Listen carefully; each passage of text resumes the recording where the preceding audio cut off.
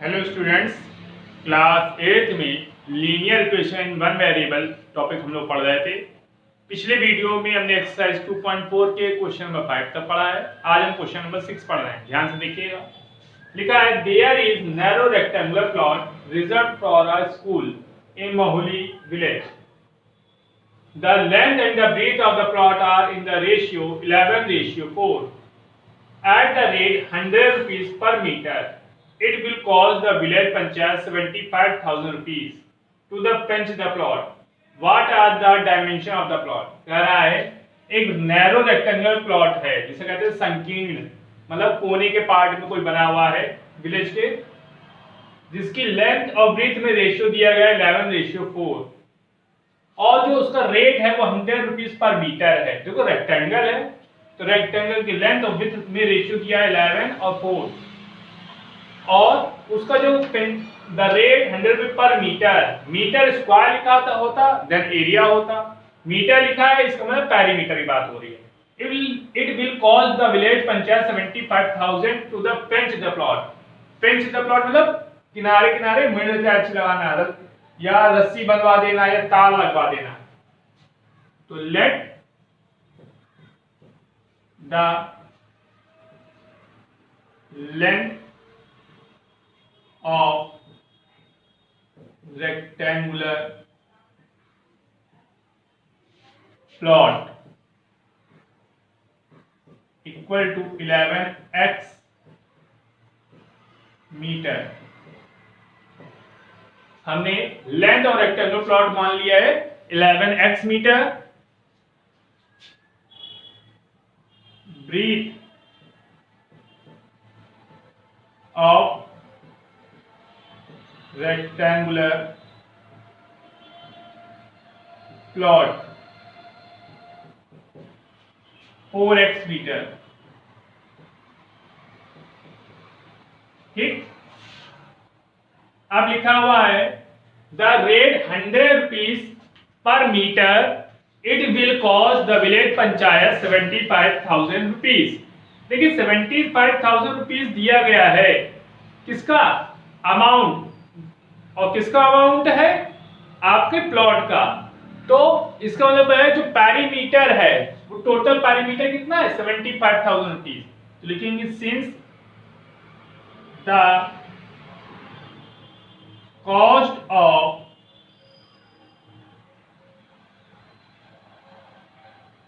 ₹100 equal to 1 metre.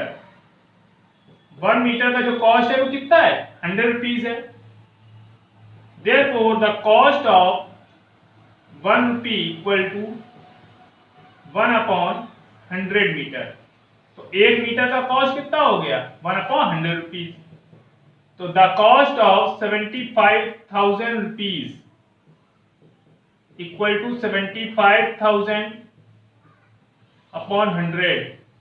20 से ये 20 cancel हो गया, 750 मीटर। मीन्स जो कॉस्ट दी गई है पंचायत ने 75,000 रुपीज, वो कितनी जगह की है 750 मीटर की। तो आपके पास लेंथ थी 11x, ब्रीथ है 4x, पेरीमीटर और रेक्टेंगल निकाल लेते हैं। तो perimeter of rectangular plot equal to 750 metre. ये आपके पास जो पेरीमीटर आया है वो किसका है रेक्टेंगुलर प्लॉट का। और क्या होता है 2 into length plus breadth equal to 750। 2 bracket में 11x plus 4x equal to 750। 2 into 15x equal to 750। 30x equal to 750। 30x equal to 750। तो x की वैल्यू फाइंड करते हैं। x की वैल्यू फाइंड करने के लिए आपको बताया था न्यूमेरिकल वैल्यू को राइट साइड पर अगर ले जाएंगे तो अपॉन में जाएगा 750 अपॉन 30, 0 से 0 कैंसिल। ठीक, 3 1 जा 3, 3 2 जा 6, 3 5 जा 15, देन x इक्वल टू 25। तो x की वैल्यू आपको आ गई 25। तो आपको निकालना क्या है length of rectangular plot. So the length of rectangular plot equal to 11x, x की वैल्यू आई है 25, मल्टीप्लाई करिए 25 बन जाए 25 की 5 कैरी 2, 25 बन जाए 25 और 2 27, 275 मीटर ये लेंथ आ गई है। द ब्रीथ ऑफ रेक्टेंगुलर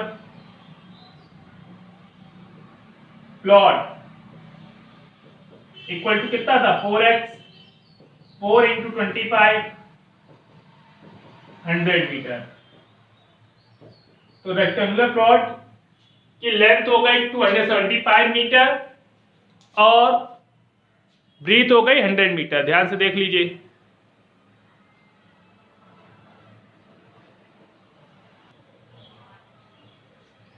अब बच्चों क्वेश्चन नंबर 7 देखिए ध्यान से। Hassan buys two kinds of cloth materials for school uniform. Shirt material that cost him 50 rupees per meter and trouser material that cost him 90 rupees per meter. For every 3 meter of the shirt material, he buys 2 meter of the trouser material. He sells the materials at 12% and 10% profit respectively. His total sale is 36,600. How much trouser material did he by. ध्यान समझिएगा, हसन ने दो तरह के कपड़े के material खरीदे school uniform के लिए। एक शर्ट मटेरियल जिसका कॉस्ट 50 रुपीज पर मीटर है और दूसरा ट्राउजर मटेरियल जिसका कॉस्ट 90 रुपीज पर मीटर है। For every 3 metre of the shirt material, प्रत्येक 3 मीटर शर्ट के कपड़े के लिए ही buys 2 metre of the trouser material, तो वो ट्राउजर का 2 मीटर परचेज करता है। He sells the material at 12%, 10% profit respectively. अगर उसे 12% और 10% के प्रॉफिट पे वो बेचे, his total sale is 36,600. तो उसकी टोटल सेलिंग 36,600 रुपीज होती है। How much trouser material did he buy? तो कितना उसने ट्राउजर मटेरियल बेचा। ध्यान से देखिए यहाँ क्या लिखा है, for every 3 meter of the shirt material he buys 2 meter of the trouser material. तो ratio of buy shirt material to the trouser material 3:2। Shirt का कपड़ा 3 मीटर अगर होगा तो ट्राउजर का कपड़ा कितना होगा 2 मीटर होगा। इसका रेशियो में वो बेच रहा है। तुमने कर दिया let the length of shirt material equal to 3x metre the length of trouser material equal to 2x metre. Length कितनी है शर्ट मटेरियल की 3x मीटर और ट्राउजर मटेरियल की लेंथ कितनी है 2x मीटर है। ठीक, अब देखिए आगे दिया गया है 50 पर मीटर कॉस्ट प्राइस। तो cost price of shirt material, shirt material, shirt कितना था 3x मीटर था और उसकी कॉस्ट प्राइस कितनी है 50 rupees per metre, 150 rupees. cost price of trouser material कितना है 2x इंटू 90 180 रुपीज ट्राउजर का कॉस्ट प्राइस है और 150 रुपीज शर्ट का कॉस्ट प्राइस है। ठीक, अब पहले देखिए शर्ट पर 12% और ट्राउजर पर 10% प्रॉफिट मिलता है। तो profit of shirt material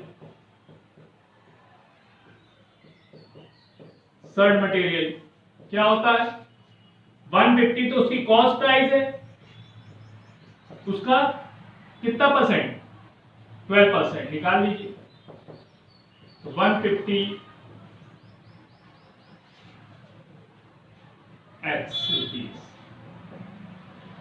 x यहां लिखिए जरूर, 150 x रुपीज। 150x इंटू 12/100, 0 से ये 0 कैंसिल, 5 3 जा 15, 5 2 जा 10, 2 6 जा 12, 6 3 जा 18x रुपीज। ये हो गया प्रॉफिट किस पर? शर्ट पर। Profit of trouser material equal to 180x into कितने परसेंट स्कोर है? 10%। 180x इंटू 10/100, 0 से 0 कैंसिल, 18 रुपीज, 18x रुपीज। तो ध्यान से देखिए दोनों पर ही जो प्रॉफिट हो रहा है वो 18x का ही हो रहा है। ठीक, तो अब selling price of shirt material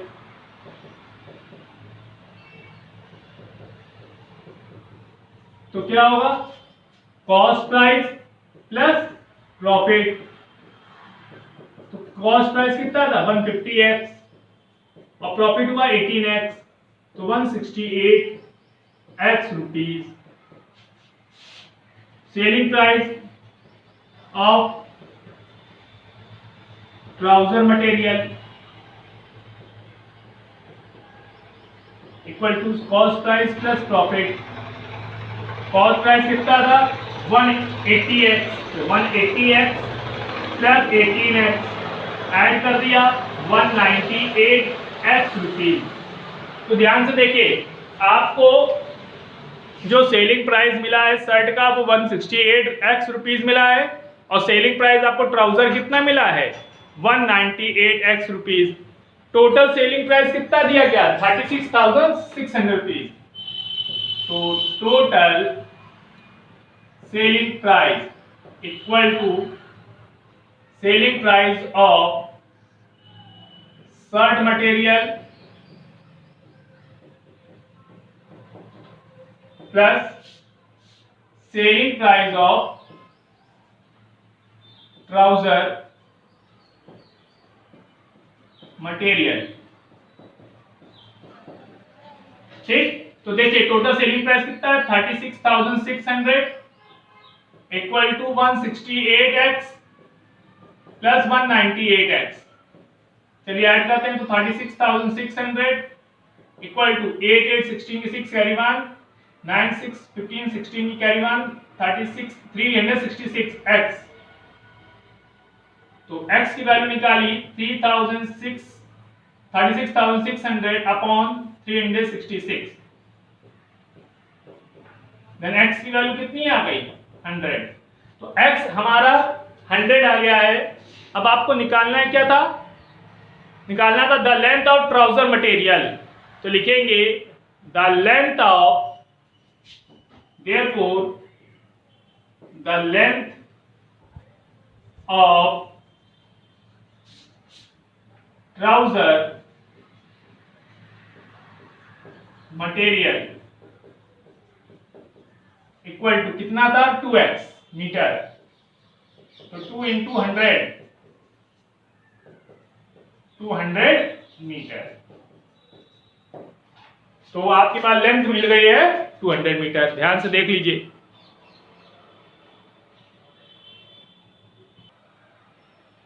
अब देखिए क्वेश्चन नंबर 8 बेटा।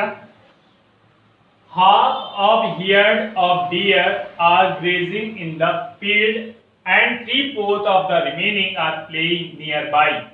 The rest 9 are drinking water from the pond. Find the number of deer in the herd. देखिए half of the herd of deer, deer का मतलब क्या है? हिरन। हिरनों के झुंड के आधे क्या कर रहे हैं? ग्रेजिंग इन द फील्ड, घास चर रहे हैं।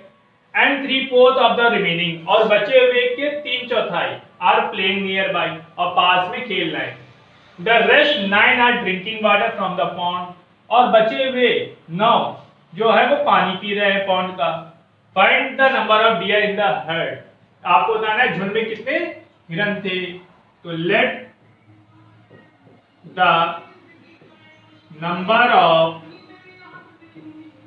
Dear in the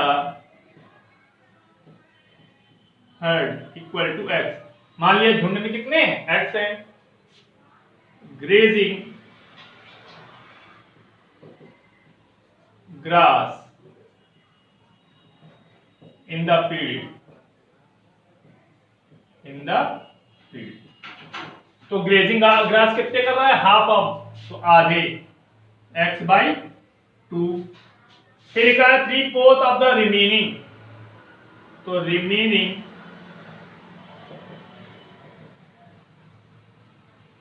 dear, remaining dear कितने थे? एक्स है टोटल, हाफ ग्रेजिंग ग्रास कर रहे हैं, तो एलसीएम लेंगे। एलसीएम आएगा 2, 2x माइनस x/2, बचे कितने? x/2। तो प्लेइंग तो प्लेइंग कितने कर रहे हैं? 3/4। किसका? हाफ का, जो बचा है ना, रिमेनिंग का 3/4 प्लेइंग कर रहे हैं। तो x/2 ऑफ 3/4, तो x/2 इंटू 3/4 आएगा 3x/8। तो 3x/8 जो है हिरन वो खेल रहे हैं। इसके बाद rest of dear, rest of dear, शेष बचे कितने डियर थे? 9 अकॉर्डिंग क्वेश्चन। अब देखिए हाफ तो घास खा रहे थे, 3x/8 खेल रहे थे, और रिमेनिंग जो थे वो पानी पी रहे थे। टोटल कितने थे? x। हाफ डियर क्या कर रहे थे? ग्रेजिंग ग्रास कर रहे थे। 3x/8 डियर क्या कर रहे थे? प्लेइंग कर रहे थे। और 9 डियर क्या थे? बचे थे, जो कि पानी पी रहे थे। टोटल कितने थे? x। तो हमने यहाँ एलसीएम लिया, एलसीएम आया 8, 2 4 जा 8, 4x plus 3x plus 9 equal to x। 7x upon 8 equal plus 9 equal to x। 9 equal to x, और प्लस के 7x/8 को लेफ्ट साइड से राइट साइड जा रहे हैं, तो माइनस का 7x/8। 9 इक्वल टू एलसीएम आया 8, 8x minus 7x। 9 equal to 8x upon 8, then x equal to 9 into 8, x equal to 72। तो टोटल नंबर ऑफ डियर कितने हैं हर्ड में? 72। ध्यान से समझ लीजिए।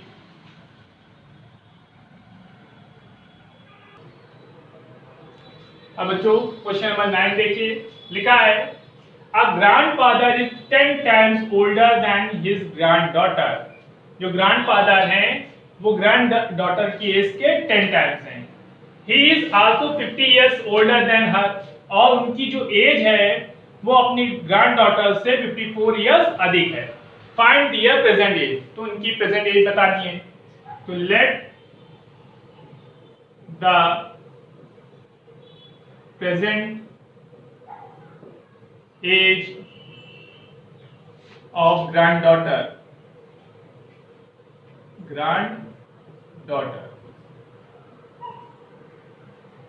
equal to x year। ठीक, the present age of grandfather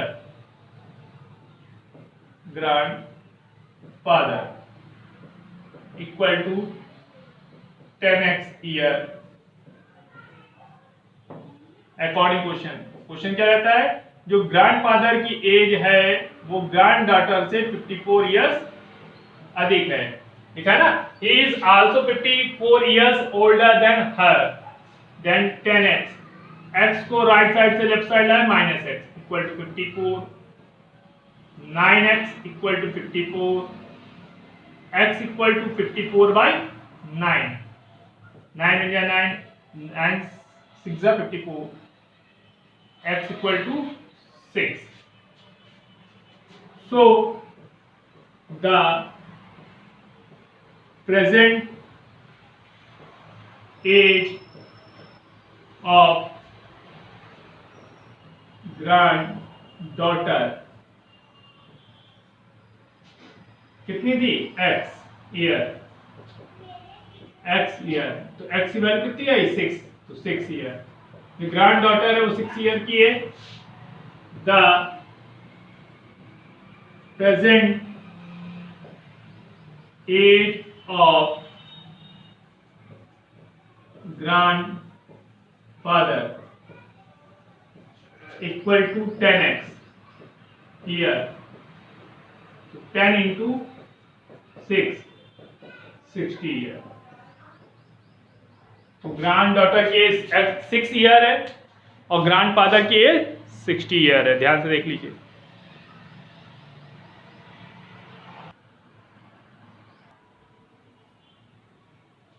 बेटा क्वेश्चन नंबर 10 देखिए, लिखा है Aman's age is 3 times his son as.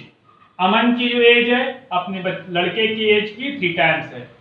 10 years ago, 10 साल पहले, he was 5 times his son age, उसकी जो एज थी अपने बेटे की एज की 5 टाइम्स है। Find their present as.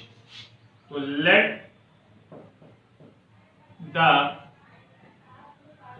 Present age of son equal to x year. Present age किसकी है, सन की, x ईयर, क्योंकि लिखा है present age of Aman, present age of Aman, Aman अपनी लड़के की एज का 3 टाइम्स है, तो 3x year. 10 years ago,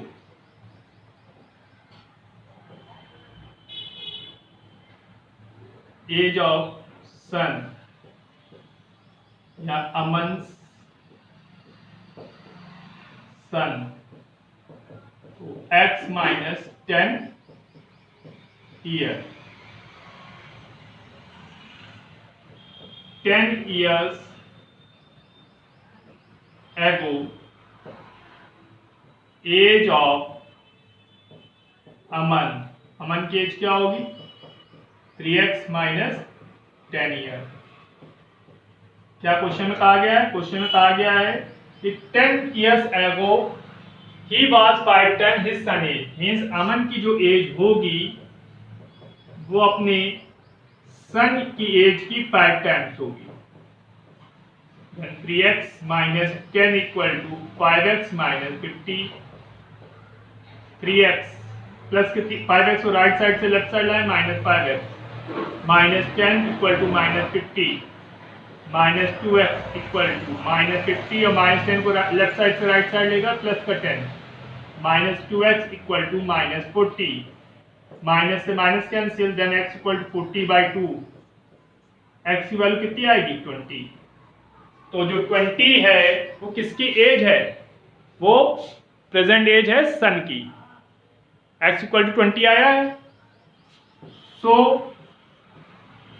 the age of Aman son equal to x equal to 20 year, 20 साल है, ठीक। The age of Aman, Aman की एज 3 टाइम्स थी, तो 3x 3 इंटू 20 कितना होता है 60 ईयर। तो जो प्रेजेंट एज अमन की है वो 60 ईयर है और अमन के लड़के की एज जो है वो 20 ईयर है। देख लीजिए ध्यान से।